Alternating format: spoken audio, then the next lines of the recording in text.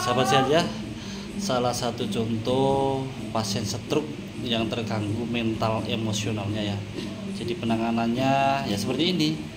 Seorang penerapis harus sabar. Cuma saya nggak tunjukkan muka ya, juga saya nggak tunjukkan identitas ya. Ini mohon maaf karena privasi.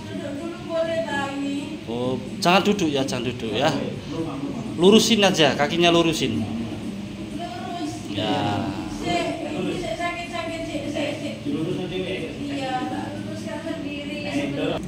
Bisa saja ini terkena di bagian kiri. Nah ini setelah saya terapin, ini akan saya rangsang kakinya. Mudah-mudahan setelah diterapi tadi ada rangsangan yang bisa menggerakkan kaki. Awalnya nggak bisa Pak ya?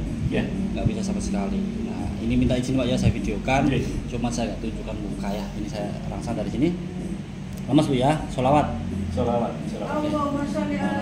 Ini sudah bisa gerak ya. Nah ini awalnya. Nah terus Bu, ayo. Nah semakin ayo terus Bu, tarik ke atas. Nah ini artinya peredaran darah sudah mulai berjalan. Nah, ada satu titik yang sangat menyakitkan di wilayah sini ya. Ini kan saya rasa dari sini ya. Ini. Aduh, boleh berhenti dulu nggak ya? Jadi pasien stroke seperti ini harus ekstra sabar dari pihak keluarga. Kenapa? Karena ini nggak sinkron antara kemauan dan pikirannya itu nggak bisa nyambung secara nyaman. Jadi penanganan seperti ini harus ekstra sabar, dan yang merawat juga harus bisa memahami. Karena apa? Stroke itu ada yang bawel, ada yang pemarah, ada yang nangisan, ada yang melamun saja, ada yang suka buangin sesuatu atau barang yang ada di depannya. Itu tipe-tipe stroke ya. Jadi kalau teman-teman melihat postingan saya ini, nanti bisa dipahami, oh ternyata tipe stroke itu seperti yang saya sampaikan tadi ya.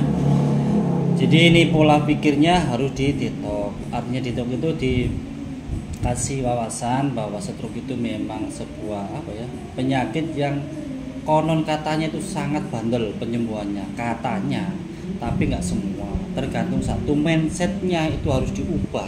Pola pikirnya pasien itu harus dibenerin, harus diarahkan ke arah yang positif. Jangan dipaksakan, misalnya nggak bisa gerak, ayo jangan. Tapi kalau tidak distimulasi dari titik sarafnya, tanpa dirangsang ataupun tanpa diimbangi dengan sebuah herbal yang pas, takutnya nanti seterusnya bukan membaik, malah memperpanjang dan memperburuk keadaan. Ini 1 bulan Pak ya? 1 bulan. Nah ini kalau dilihat dari postur kaki, ini awalnya juga pernah jatuh terduduk ya. Ini sudah lama. Kemarin jatuh Mas. Kemarin ya. Berusaha berdiri. Ternyata nggak mampu. Akhirnya kayak jatuh. Doyong. Nah ini ya. Jadi ini kan sebelah kiri ini kan tidur, yang sebelah kanan itu berdiri ya. Oke sahabat saya akan tunjukkan tips titik stroke yang harus kalian stimulasi sendiri di rumah, baik untuk keluarga kalian, diri kalian harus fokus di sini ya, dirangsang dari sini. Nah ini jangan ditusuk, jangan terlalu keras, cukup digeser seperti ini saja. Oke, lakukan setiap saat. Kemudian kalian pindah ke depan sini. Ini biar aliran darah ke jantung bisa normal ya di sini ya. Nah, kalau ditusuk menggunakan tutuk saraf seperti ini, nah ini sakit. Nah, oke. Cuma saya nggak tunjukkan caranya, nanti kalian malah takutnya apa, salah, dibuat mainan. Kemudian ada di bawah sini ya, di sini. Nah, oke, kalian bisa tekan di sini. Nanti siapapun yang pihak keluarga ada penderita stroke, kalian bisa lakukan pemijatan seperti yang saya lakukan ini ya. Nah untuk herbal stroke itu variasi ataupun macam-macam, tergantung stroke-nya terkena apa. Apakah awalnya karena kolesterol, darah tinggi, asam urat, ataupun asam lambung, ataupun jatuh, itu biasanya saya itu menyesuaikan kondisinya dulu. Ini karena pikiran Mas. Nah ini sudah dapat ya, kalian lihat ya. Ini saya tekan di sini, kalian lihat jarinya sana.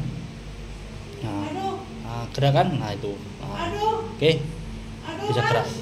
Ini jadi poinnya di sini ya. Jadi kadang di sebelah sini, kadang di sebelah sini, kadang di sini.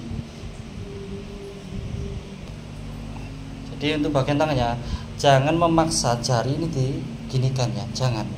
Malah nanti terkunci. Kenapa? Di sini kalian paksa, tapi otaknya nggak mau, malah semakin mengunci. Ya.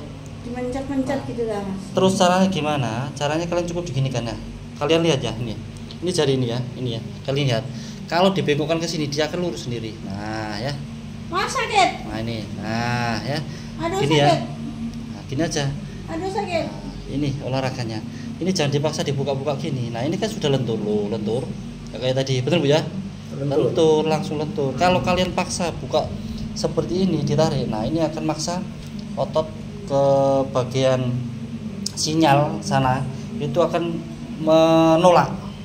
Tapi kalau kalian pegang gini ya, kalian pegang ini jempol di sini, jari 4 di bawahnya. Nah ini, nah gini kan.